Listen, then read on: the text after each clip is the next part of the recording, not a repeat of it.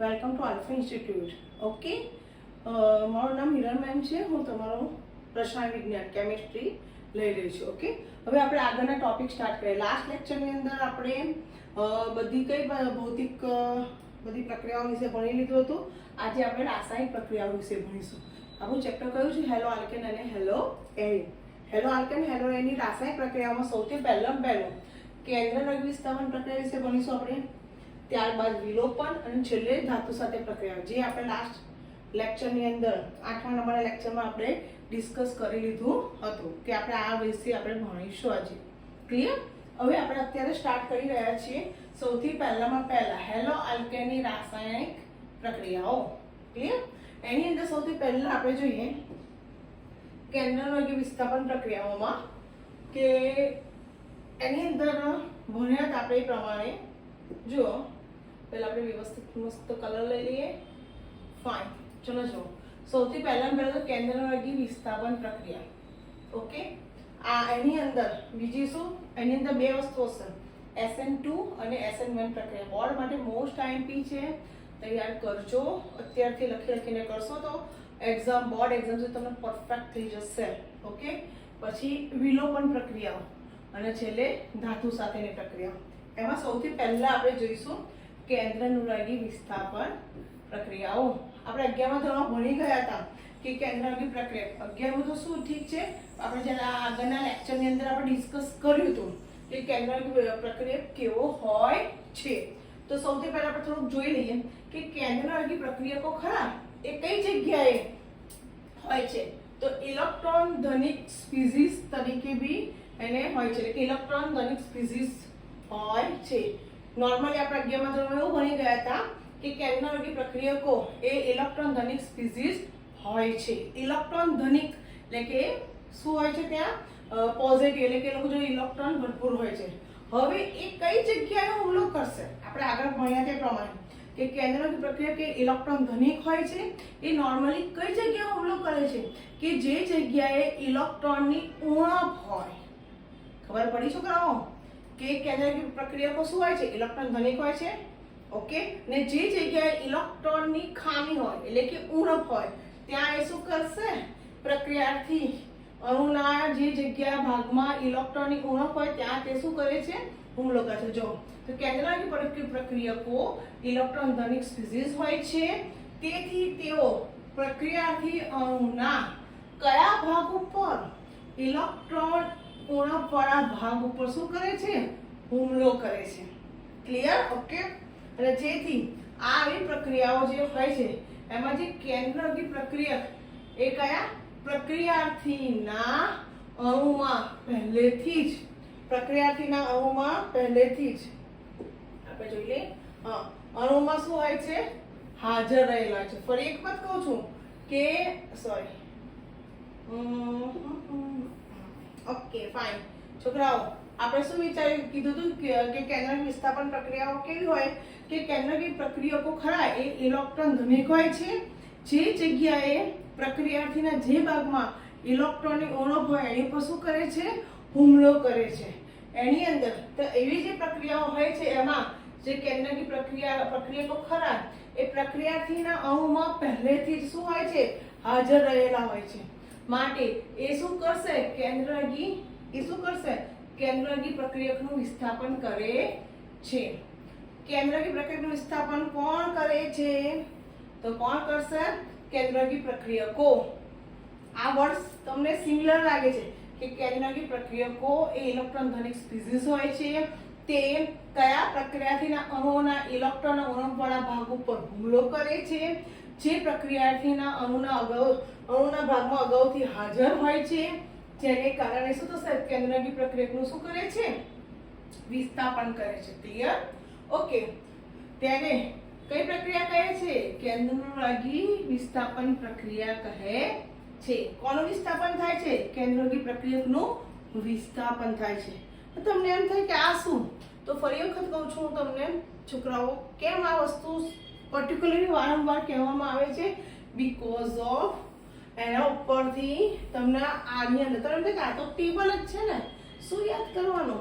તો આના ઉપર તમને MCQs બી આવી શકશે. Got it? ઓકે, અને જેને કારણે તમને પછી અહીંયા એની બેઝિક ફંડા ક્લિયર હશે તો SN1 અને SN2 પ્રક્રિયા એટલે કે દ્વિઆણ્વિક કેન્દ્રકી વિસ્થાપન પ્રક્રિયા અને એકાણ્વીય કેન્દ્રકી વિસ્થાપન પ્રક્રિયા તમને ફાવશે. ક્લિયર?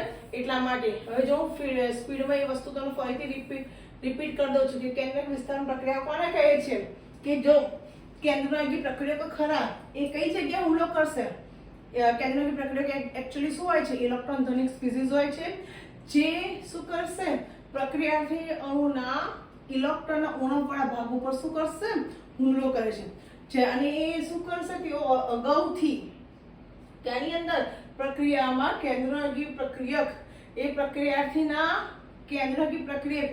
પ્રક્રિયાર્થીના અણુના અગાઉથી એ ભાગમાં અગાઉથી હાજર રહેલા હોય છે અને હંમેશા કેન્દ્રકી પ્રક્રિયકનું શું કરશે વિસ્થાપન કરી દે છે. વિસ્થાપન એટલે ખબર પડી તમારે કોઈ જગ્યાએ તમે બેઠા છો ફર્સ્ટ નંબરની ચેરમાં અને 4th નંબર વાળો અને ઈચ્છા થાય કે મારે ફર્સ્ટમાં બેસવું છે તો 4th વાળે ત્યાં ફર્સ્ટ ઓલરેડી બેઠેલો છે રાઈટ તો 4th વાળો જઈને બેસી શકે નહીં. એને શું કરે કે રિક્વેસ્ટ કરે અથવા તો શું કહેવાય દાદાગીરી બકીને એને દૂર કરી દે તો પછી એને દૂર કરે અને એ ચોથા નંબરની સીટ વાળો પહેલા નંબરની સીટ ઉપર આવીને બેસી જાય. એ વિસ્થાપન થયું. તો સેમ વસ્તુ અહીંયા થશે. તો આ જે થશે કેન્દ્રકી પ્રક્રિયકનું વિસ્થાપન કરે છે તેને કેન્દ્રકી વિસ્થાપન પ્રક્રિયા કહેવામાં આવે છે. ક્લિયર છોકરાઓ? ઓકે.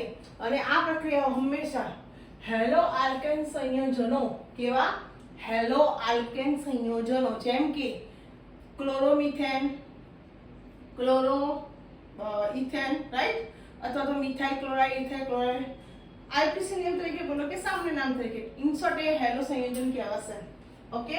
એ હેલો સંયોજનો પ્રક્રિયાર્થી તરીકે હોય છે અને આ પ્રકારની પ્રક્રિયામાં કેન્દ્રકી પ્રક્રિયક એ શું કરશે એવા હેલો આલ્કેન સાથે પ્રક્રિયા કરે છે કે જેમાં હેલોજન પરમાણુ સાથે જોડાયેલા કયા હેલોજન પરમાણુ સાથે જોડાયેલા કયા કાર્બન પરમાણુ કે જે ધન વીજભારિત હોય છે.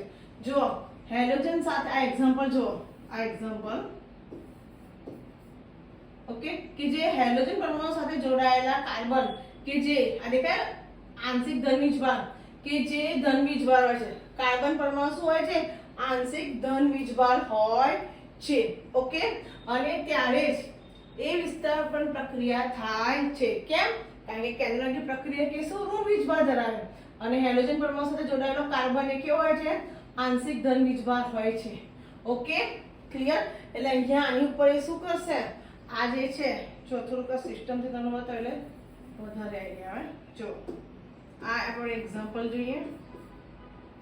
આ શું કરશે આની પર હુમલો કરશે કે હેલોજન પરમાણુ સાથે જોડાયેલો કાર્બન કે જે હેલોજન પરમાણુ સાથે જોડાયેલો કાર્બન કે જે આંશિક ધન વીજભાર ધરાવે છે એની ઉપર તે શું કરે છે હુમલો કરે છે અને હેલોજન પરમાણુ આ હેલોજન પરમાણુ કયો એમાંથી હેલાઇડ આયન હેલોજન પરમાણુ એ શેના તરીકે હેલાઇડ આયન તરીકે શું થાય છે દૂર થાય છે અને એની જગ્યાએ શું આવી જશે કેન્દ્રકી પ્રક્રિયક આવી જાય છે અને આ રીતે બને છે.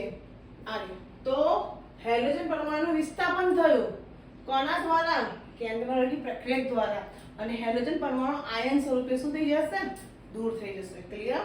આ વ્યાખ્યા પ્રમાણે દૂર થનાર સમૂહને બીજું કયા નામ તરીકે ઓળખવામાં આવે છે અવશિષ્ટ સમૂહ તરીકે પણ ઓળખવામાં આવે છે.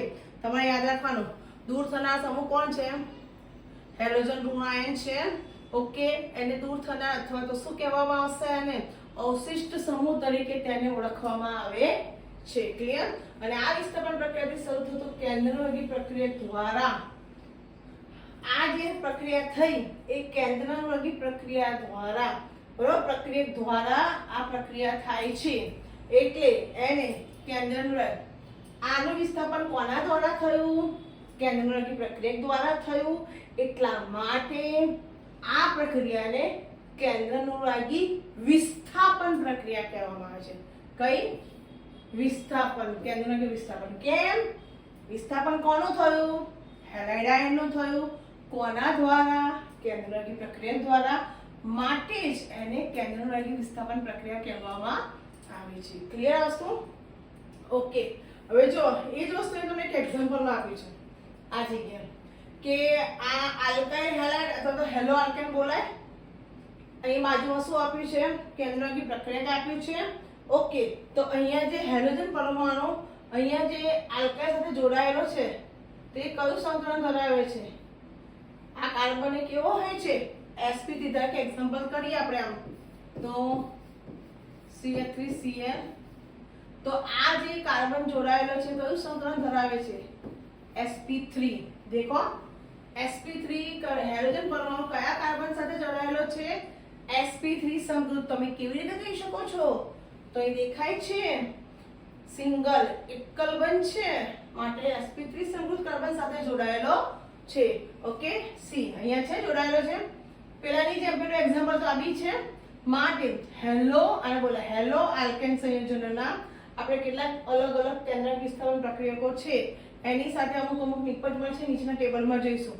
પણ યાદ રાખો, ફરીથી કહું છું, આ કેન્દ્રક પ્રક્રિયક એ આની ઉપર હુમલો કરશે જે કાર્બન એ આંશિક ધન વીજભાર છે અને હેલોજન આંશિક ઋણ વીજભાર છે. તો આને શું હેલો આયન તરીકે દેખો આને દૂર કરે છે. તો અવશિષ્ટ સમૂહ કહેવાય. ત્યાં થઈ ગયો કેન્દ્રક વિસ્તરણ પ્રક્રિયક. ક્લિયર? અને કેન્દ્રક વિસ્તરણ પ્રક્રિયા કહેવામાં આવે છે. ચલો આપણે ટેબલ જોઈએ 6.4 નંબરનું. આવી સેમ બહુ ધ્યાનથી સમજજો છોકરાઓ કે અહીંયા જો આ પ્રક્રિયક છે, આ પ્રક્રિયકોના લિસ્ટ આપેલા છે બધા. આમાં બે છે NaOH sodium hydroxide, potassium hydroxide. એનું આયનીકરણ કરીએ તો શું થશે? જુઓ Na+ અને OH માઈનસ. KOH તો શું થશે? K+ OH minus. તો તમને એમાં કયો સમૂહ? કોણ? આ ધન આયન, આ ઋણ આયન. તો કેન્દ્રક પ્રક્રિયકમાં ન્યુક્લિયોફિલિક સબસ્ટિટ્યુટ આની અંદર શું હશે? OH માઈનસ હાઇડ્રોક્સાઇડ ઋણ આયન છે. એ જ રીતે વિસ્થાપન પ્રક્રિયા થાય છે તો શું થઈ જશે? આ કેન્દ્રકી પ્રક્રિયક આની સાથે જે જોડાયેલું હશે ને એમાંથી હેલોજન આયનને દૂર કરી દે છે આયન સ્વરૂપે અને ત્યાં શું આવી જશે? વિસ્થાપન નિપજ આલ્કાઇલ. અને આમાં કોણ છે? કેન્દ્રકી પ્રક્રિયક OH. તો ROH બન્યો. તો આ કયો સમૂહ કહેવાશે? નિપજ શું બની? આલ્કોહોલ વાળી નિપજ બની. જો તમને એક એક્ઝામ્પલ સ્વરૂપે બતાવું સાઈડમાં કે આ કેવી રીતે બન્યું. તો સૌથી પહેલા આપણે શું લઈશું? અહીંયા RX. Yes no fine. અહીંયા લઈએ Nu માઈનસ.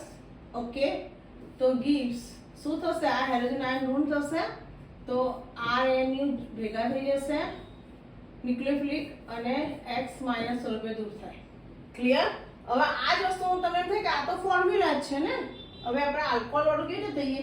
તો જુઓ તમને એક્ઝામ્પલ બતાવો. અહીંયા કોઈ બી હશે R ધારો કે X હેલોજન બોડી. અહીંયા એની તરીકે OH માઈનસ લઈ લઈએ. આ થયો OH માઈનસ કેન્દ્રકી પ્રક્રિયા છોકરાઓ. ઓકે, હવે આપણે અહીંયા જોઈશું તો કેન્દ્રકી પ્રક્રિયક એ આની પર હુમલો કરશે અને શું કરશે? આ હેલોજન અવશિષ્ટ સમૂહ તરીકે દૂર થઈ જશે અને શું બનશે? મુખ્ય નિપજ OH આની સાથે આવી જશે ROH અને હેલોજન આયન દૂર થાય. તો આ શું બન્યું? આલ્કોહોલ બન્યું કે નહીં છોકરાઓ? Yes no? સેમ એવી રીતે પાણી છે. આ દેખ્યું આમાંથી OH કેવી રીતે બને? K+ OH માઈનસ NaOH માં Na+ OH minus. Same scenario is here. આની વાત કરું તો H+ OH માઈનસ. તો પાણીનું આયનીકરણ કરશો તો પણ આપણને શું મળશે? આલ્કોહોલ મળે છે. જુઓ ROH. આમાં કેન્દ્રકી પ્રક્રિયક અત્યારે કોણ છે? પાણી. ઓકે, એનું આયનીકરણ થશે એટલે આલ્કોહોલ નિપજ મળે છે અને કયો વર્ગ કહેવાશે? આલ્કોહોલ વર્ગ કહેવાશે. ડન? ફાઇન. એવી જ રીતે આ જગ્યાએ આ દેખો સોડિયમ. મેં તમને એક આપણા 11માં ભણ્યા તે પ્રમાણે ઈથર સમૂહનો પ્રત્યય શું કહેવાય? ઓક્સી. જ્યારે આલ્કાઇલ સાથે જોઈન્ટ થાય તો શું કહેવાય? આલ્કોક્સી. ક્લિયર? તો અહીંયા શું છે? NaOR સોડિયમ આલ્કોક્સાઇડ કેવી રીતે આ નામ બન્યું તો જુઓ આ નોર્મલી ઈથર હંમેશા બે કાર્બન વચ્ચે હોય ઈથર હંમેશા બે આલ્કાઇલ વચ્ચે આવેલો હોય છે હંમેશા ઈથર બે ટાઈપના હોય છે સંમિત ઈથર અને અસંમિત ઈથર હોય છે આપણે નેક્સ્ટ ચેપ્ટરમાં ડિટેલિંગમાં ભણીશું તો તમને બેઝિક યાદ કરાવી દઉં રિમાઇન્ડ કરાવી દઉં કે ઈથર બે ટાઈપના હોય સંમિત અને અસંમિત સંમિત માની કે ઈથરની રાઈટ અને left side number of same carbon હોય લાઈક CH3O CH3 તો એ સંમિત કહેવાય બંનેમાં એક એક કાર્બન છે તો શું કહેવાશે સંમિત કાર્બન કહેવાશે ક્લિયર તો જ્યારે સંમિત કાર્બન હોય તો તમે ગમે તે સાઈડ ઇથરનો પ્રત્યય લગાવી શકો છો મિથોક્સી મિથેન ક્લિયર પણ અસંમિત કાર્બન કોને કહે છે કે ઇથરની જમણી બાજુ ઇથાઇલ હોય બે કાર્બન હોય અને ઇથરની જમણી ડાબી બાજુ એક કાર્બન મિથાઇલ હોય તો આપણો રૂલ શું છે ઇથરનો ઓછા કાર્બન સાથે એનો પ્રત્યય લાગે છે ક્લિયર શું લાગે ઓછા કાર્બન સાથે તો લેફ્ટ સાઈડ એક જ છે અને રાઈટ સાઈડ બે છે તો શું કહેવાશે એક એટલે કે મિથેન મિથેન પ્લસ ઓક્સી મિથોક્સી અને આ બાજુ બે કાર્બન છે મિથોક્સી ઇથેન ક્લિયર ઓકે હું નેક્સ્ટ લેક્ચરમાં આવશે ને નેક્સ્ટ એમાં હું તમને આખું ડિટેલિંગમાં શીખવાડીશ 5 અગિયારમાં તમને જસ્ટ રિકોલિંગ યુ નો વેકેશનમાં બધા ક્રિકેટમાં ભૂલી ગયા હો ને માટે ઓકે હવે અહીંયા જોઈશું તો સોડિયમ આલ્કોક્સાઇડ કહેવાશે ઓકે તો હવે કેન્દ્રની પ્રક્રિયા શું બોલાશે સોડિયમ અહીંયા શું બોલાશે આલ્કોક્સાઇડ આયન આ શું બોલાશે આલ્કોક્સાઇડ આયન વિસ્થાપન પ્રક્રિયા થઈ ગઈ મેં તમને કીધું હતું ઈથરની આજુબાજુ બે આલ્કાઇલ હોય માની કે કાર્બન હોય તો છો સી યસ એ નો ઓકે તે કયો સમૂહ કહેવાશે વિસ્થાપન નિપજ આવી મળે ઈથર સમૂહ કહેવાશે ઈથર વર્ગ કહેવાશે ઓકે પણ કેન્દ્રની પ્રક્રિયા કે શું કહેવાશે RO માઈનસ આનો મતલબ શું સોડિયમ આયોડાઇડ તો Na+ આયોડીન માઈનસ ઓકે વિસ્થાપન કેન્દ્રની વિસ્થાપન પ્રક્રિયા સોરી કેન્દ્રની પ્રક્રિયા કોણ બન્યો I માઈનસ આયોડાઇડ માઈનસ યશનો ઓકે એ કોની સાથે લાગશે તો વિસ્થાપન નિપજ બનશે તો Ri તો શું બોલાશે કયો વર્ગ બને આલ્કાઇલ હેલાઇડ આયોડાઇડ યશનો ઓકે ફાઇન એવી રીતે એમાઇન ઓકે એમાઇન 4 હતો એમોનિયમ ઓકે તો અહીંયા શું કહેવાશે કયો શું બનશે કે એમાઇન છે ને એની સાથે એક આલ્કાઇલ લાગશે તો 3 ના કેટલા થશે 2 થશે તો એમાઇન સાથે એક આલ્કાઇલ લાગ્યો છે તો પ્રાથમિક એમાઇન સાથે 2 લાગ્યા છે આલ્કાઇલ દેખો તો દ્વિતીયક એમાઇન આ એક લાગ્યો પ્રાથમિક એમાઇન આ 3 લાગ્યા દેખો 1 2 3 તૃતીયક એમાઇન 1 ડિગ્રી 2 ડિગ્રી 3 ડિગ્રી આખો કોના માટેનો હતો એમાઇન એટલે કે કેટલા 1 ડિગ્રી 2 ડિગ્રી અને 3 ડિગ્રી ક્લિયર ઓકે જેમ જેમ આલ્કાઇલ લાગતા જાય એમ હાઇડ્રોજન ઓછા થાય અહીં 3 હતા તો 2 થયા એક આલ્કાઇલ લાગ્યો અહીંયા 2 હતા તો અહીંયા 2 આલ્કાઇલ અહીંયા એક છે હાઇડ્રોજન 2 છે બીજો એક આલ્કાઇલ લાગ્યો તો એક ઓર હાઇડ્રોજન દૂર થયો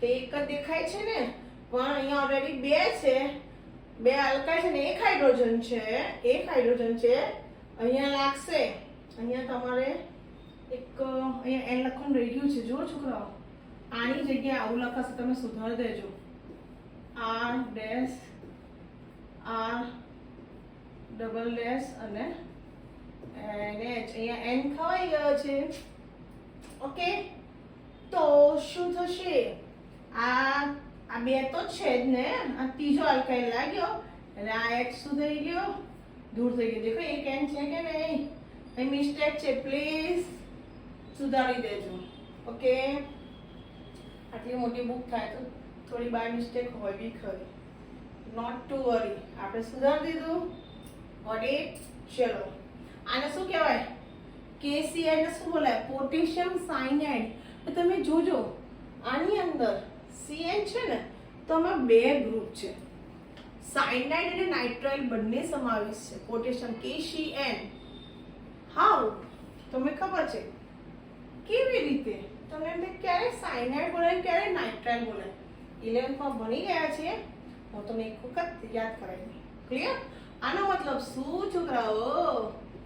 K પ્લસ અને CN માઇનસ. ઓકે, હવે સમજો હું જે તમે સમજાવું કેવી રીતે કેન્દ્ર આ કેન્દ્રની પ્રક્રિયકોનું લિસ્ટ છે. તો કેવી રીતે C ટ્રિપલ બોન્ડ N ક્યારે સાયનાઇડ બોલાશે ક્યારે નાઇટ્રાઇલ બોલાશે? તો જોઈ લો કે જ્યારે આ સાયનાઇડનો કાર્બન નંબર ઓફ કાર્બનની સંખ્યામાં એને ગણતરી કરવામાં આવે. નોર્મલી ઇથાઇલ જોડે સાયનાઇડ લગાવેલો હોય તો ઇથાઇલના 2 કાર્બન અને સાયનાઇડનો ત્રીજો કાર્બનનો કાઉન્ટ કરી લઉં, પ્રોપાઇલ તરીકે બોલું, તો એ સર્કમસ્ટન્સીસમાં સાયનાઇડનો C નંબર ઓફ કાર્બનમાં ગણતરી થઈ ગઈ છે. તો એ વખતે આપણે કયો વર્ડ યુઝ કરવાનો? નાઇટ્રાઇલ. બટ સાયનાઇડનો કાર્બન આપણે કાઉન્ટ ડાઉન નથી કરતા નંબર ઓફ કાર્બનમાં. ઇથાઇલ છે તો ઇથાઇલ જ. તે વખતે શું થશે? સાયનાઇડ સમૂહનો પ્રત્યય લાગે છે. ક્લિયર?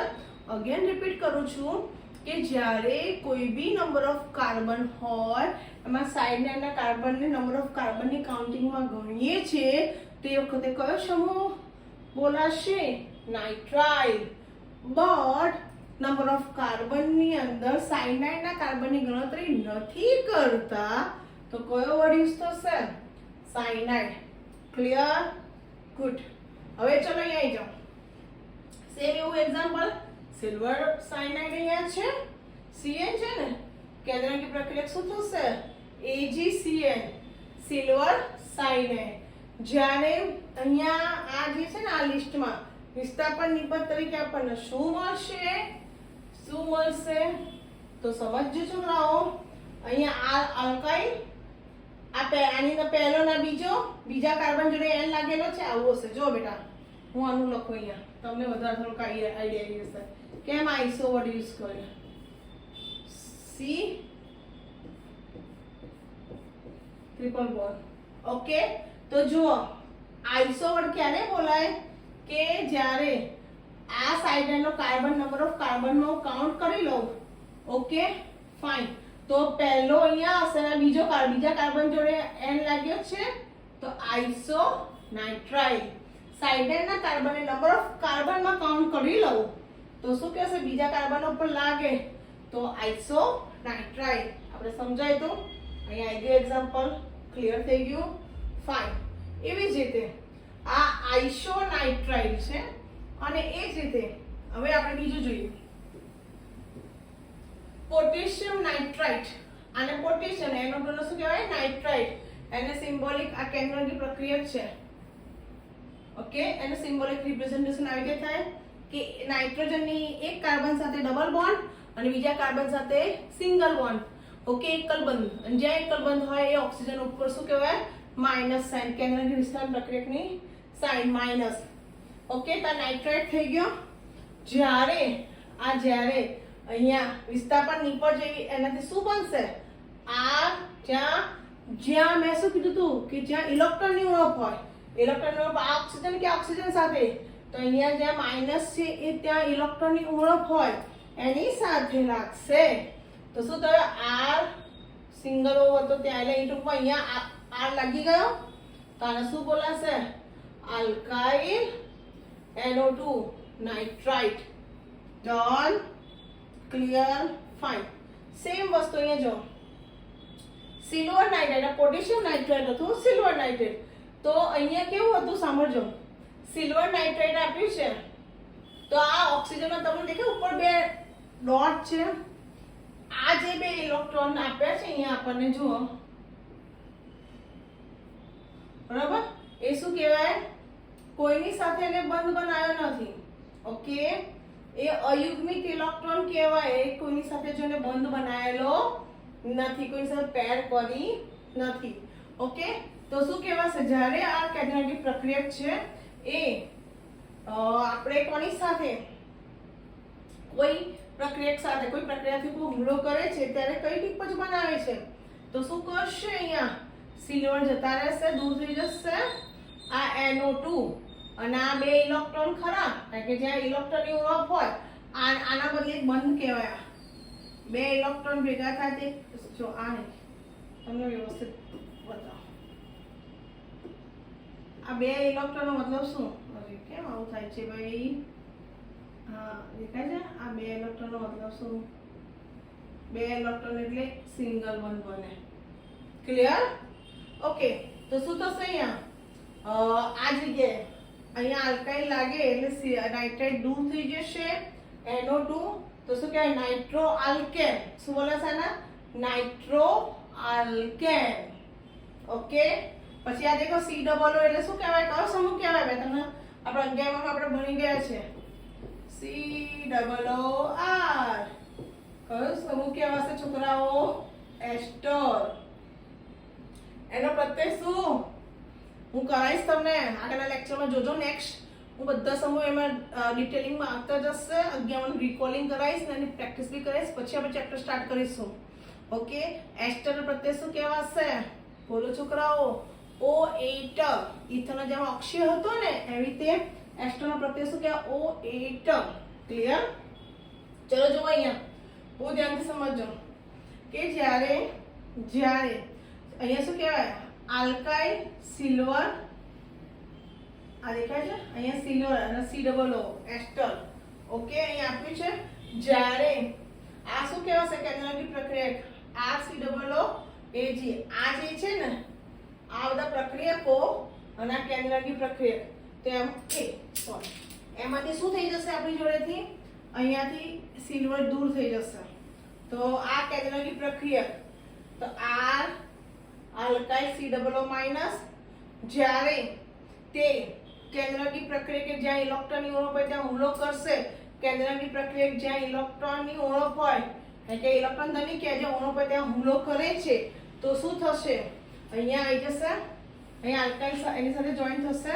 તો આ શું થઈ ગયું? કેન્દ્રકી તમારો સમૂહ પ્રક્રિયક બની ગઈ. જો વિસ્થાપન નિપજ શું બનશે? કેન્દ્રકી પ્રક્રિયક આની પર હુમલો કરશે એટલે આના પછી આવી નિપજ બને છે. COO આવ્યું તો કયો સમૂહ કહેવાશે? એસ્ટર. એ વર્ગ કયો કહેવાય? એસ્ટર. પછી હા, લિથિયમ એલ્યુમિનિયમ હાઇડ્રાઇડ. તમે કહો મેમ એ તો નીચે 4 છે, હાઇડ્રાઇડ કેમ? તો 1 2 3 4 ગમે તેને હાઇડ્રાઇડ બોલાય. તમે ટેટ્રોહાઇડ્રાઇડ બોલવું હોય તો બોલી, પણ નોર્મલી રૂટિંગમાં વર્ડ હાઇડ્રાઇડ જ યુઝ થાય છે. ક્લિયર? તો આ જે અહીંયા તમને લિસ્ટ આપે છે ને, આ બધા યાદ રાખજો. પ્રક્રિયકો છે બધા.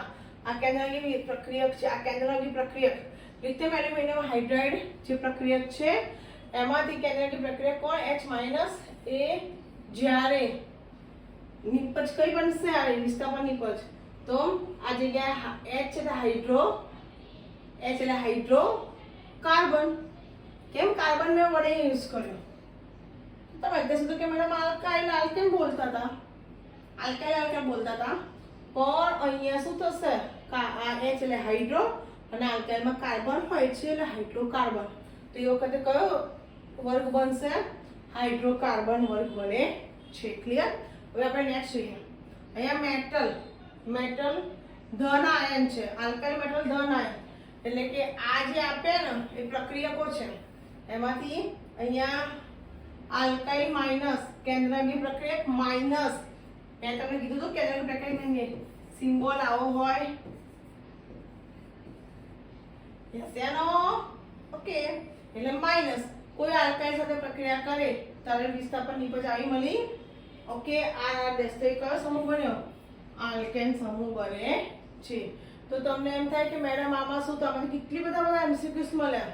ઓકે. આલ્કાઇલ હાઇડ્રાઇડ સંયોજનોનું કેન્દ્રકી વિસ્થાપન જે પ્રક્રિયક બની, આજે આની વાત કરી છે. વિસ્થાપન થયું એ અલગ અલગ રીતે આવી રીતે થાય છે. હવે મેઇન પોઈન્ટ શું આવ્યો તમારો? જો મેં તમને કીધું હતું એ જ વસ્તુ મેં તમને વાત કરી હતી. સાયનાઇડમાં બે સમૂહ રહેલા છે, સાયનાઇડ અને નાઇટ્રાઇડ CN માં. તો જુઓ સાયનાઇડ અને નાઇટ્રાઇડ જેવા સમૂહો 2 કેન્દ્રાનુરાગી કેન્દ્રો ધરાવે છે. કેટલા? 2 કેન્દ્રાનુરાગી કેન્દ્રો ધરાવે છે. How it is possible? C કે તેઓ કેવા ઉભયદંતી કેન્દ્રાનુરાગી પ્રક્રિયકો કહેવાય છે અને એ વાસ્તવમાં સાયનાઇડ સમૂહનો ફાળો આપનારા કેટલા બંધારણ? 2 બંધારણનું સંકૃત સ્વરૂપ છે. કેવા? 2 બંધારણનું સંકૃત સ્વરૂપ છે. જોઈએ આ પહેલું બંધારણ, એટલે અહીંયા હું લખ્યું છે ને C ટ્રિપલ બોન્ડ N અહીંયા, તો આ અહીંયા માઈનસ છે અને બીજું C double bond N minus. તો અહીંયા ઉણપ છે, તો એક આ છે અને એક આ છે, 2 કાર્બન ઉપર માઈનસ ને N ઉપર માઈનસ. તો આ કેન્દ્રાનુરાગી પ્રક્રિયક, આ બી કેન્દ્રાનુરાગી પ્રક્રિયક. મેં તમને કીધું કેન્દ્રાનુરાગી પ્રક્રિયકમાં અહીંયા N ઉપર માઈનસ હોય. ઓકે, તો કેવી રીતે છે જુઓ, આ C ટ્રિપલ બોન્ડ N અને C ડબલ બોન્ડ N. કેમ એ ડબલ ને ટ્રિપલ હતા? તો આ દેખાય છે આ 2, મેં તમને સમજાવ્યું હતું કે 2 ઇલેક્ટ્રોન બરાબર, એ સમજાવ્યું હતું ક્યાં? હા, 2 ઇલેક્ટ્રોન સિંગલ બંધ કહેવાય, એકલ બંધ કહેવાય, એટલા માટે જુઓ. ઓકે, તો સમજો કે આ લોકો કેન્દ્ર 2 બંધારણો જુદી જુદી રીતે આપે છે, કેન્દ્રાનુરાગી પ્રક્રિયા તરીકે વર્તે છે. જ્યારે કાર્બન પરમાણુ સાથે જોડવાથી શું થશે? આલ્કાઇલ સાયનાઇડ બનાવશે. શું બનાવશે? Alkyl cyanide. કોની સાથે જોડવાથી? કાર્બન પરમાણુ સાથે અહીંયા જોડાય તો આલ્કાઇલ સાયનાઇડ બનાવે છે. પરંતુ નાઇટ્રોજન પરમાણુ સાથે જોડાય એટલે કે આની સાથે જોડાય તો શું બનાવશે? આઇસોસાયનાઇડ બનાવે છે. આ MCQs તરીકે આ પોઈન્ટ તૈયાર કરજો. ક્લિયર? કે કાર્બન સાથે જોડાય તો આલ્કાઇલ સાયનાઇડ અને નાઇટ્રોજન સાથે જોડાય તો આઇસો સાયનાઇડ બનાવે છે. ક્લિયર? જો નાઇટ્રેટ આયન જોડાણના 2 જુદા જુદા સ્થાન હોય છે નાઇટ્રાઇડ આયન. તો કેવી રીતે? નાઇટ્રોજન પર આ 2 છે અબંધ, દેખાય છોકરાઓ અહીંયા? આ 2 અબંધકારક ઇલેક્ટ્રોન યુગ્મ છે. ઓકે, તો જો નાઇટ્રાઇડ આયન જોડાણના 2 જુદા જુદા સ્થાનો ધરાવતો હોય તો તે ઉભયદંતી કેન્દ્રાનુરાગી પ્રક્રિયક છે. આ ઉભયદંતી, આ કયો પ્રક્રિયક કહેવાય? ઉભયદંતી કેન્દ્રાનુરાગી પ્રક્રિયક. કેમ? કારણ કે 2 જુદા જુદા જોડાણો સાથે નાઇટ્રોજન જોડાયેલો છે માટે. આમાં જો ઓક્સિજન પરમાણુના જોડાણથી આલ્કાઇલ નાઇટ્રાઇડ સંયોજનો, જો અહીંયા માઈનસ હોય અહીંયા જોડાય તો આલ્કાઇલ નાઇટ્રાઇડ સંયોજન અને નાઇટ્રોજન એટલે કે આ 2 દેખાય છે 2 ઇલેક્ટ્રોન અહીંથી જોડાય આ જગ્યાએથી તો નાઇટ્રોજન પરમાણુના જોડાણથી નાઇટ્રો આલ્કેન સંયોજનો બને છે. જો આ સાઈડ જોડાય O સાથે તો ઓક્સિજન પરમાણુ સાથે જોડાય તો આલ્કાઇલ નાઇટ્રાઇડ, આની સાથે જોડાય તો આલ્કાઇલ નાઇટ્રાઇડ અને નાઇટ્રોજન સાથે જોડાય તો નાઇટ્રો આલ્કેન બનાવે છે. આખો પેરેગ્રાફ મોસ્ટ આઈએમપી MCQs માટે છે. પ્લીઝ પ્રોપર તૈયાર કરજો. હવે આ બધી જુદી જુદી પ્રક્રિયા આપી છે. અહીંથી હું તમને જે કહેતી હતી ને કે બોર્ડમાં આ જગ્યાએ SN2 અને SN1 2 પ્રક્રિયાઓ આપી છે મોસ્ટ આઈએમપી. બરોબર? તો તમે પ્રોપર તૈયારી કરજો. ક્લિયર છોકરાઓ? વ્યવસ્થિત આપણે કરવાની છે. ગમે તે થાય SN1 અને SN2 મોસ્ટ આઈએમપી છે અને એકદમ ઈઝી છે. તમને કેન્દ્રાનુરાગી પ્રક્રિયકોનો આવડશે એટલે આ 4 માર્કમાં પૂછાય. પછી એમાંથી વિન્યાસ પસશે અને પછીથી અહીંથી SN1 પ્રક્રિયા થશે. ઓકે, એટલે આપણે જે SN1 અને SN2 પ્રક્રિયા છે એ આપણે પછીના નેક્સ્ટ લેક્ચરમાં જોઈએ. બંનેમાં શાંતિથી, પણ અત્યારે તમે આ જે મેં તમને સમજાવ્યું ડિટેલિંગમાં પ્રોપર તૈયાર કરજો છોકરાઓ. અને એમાંથી MCQs ખાસા બધા છે. તમને એમ થાય કે આ ટેબલ જ છે મેમ, પણ બટ ના બેટા, ટેબલમાં અલગ અલગ રીતે પૂછાય છે અને તમારે નીટમાં કામ લાગશે, ગુજકેટ જીમાં બધામાં કામ લાગશે. પ્રોપર તૈયારી કરજો. ઓકે બેટા? અને જો હા તમારે આને આગળનો વિડીયો જોવો હોય તો એ શેમાં તમને મળી રહેશે? પ્લેલિસ્ટમાં મળી રહેશે. ઓકે, અને બીજી એક વસ્તુ કે જ્યારે તમે આની અંદર મારા જે વિડીયો છે તમે એને સબસ્ક્રાઇબ કરેલું હશે તો હવે આ જે વિડીયો હું મૂકીશ અપલોડ કરીને તો ઇઝીલી તમારી જોડે આવી જશે. પણ એના પહેલાં તમારે સબસ્ક્રાઇબ કરવું પડશે. તમે અને તમારા મિત્રોને કરજો, જેથી કરીને આનો બેનિફિટ તમને મળે અને તમારા મિત્રોને મળશે. ઓકે, ચલો બાય બેટા.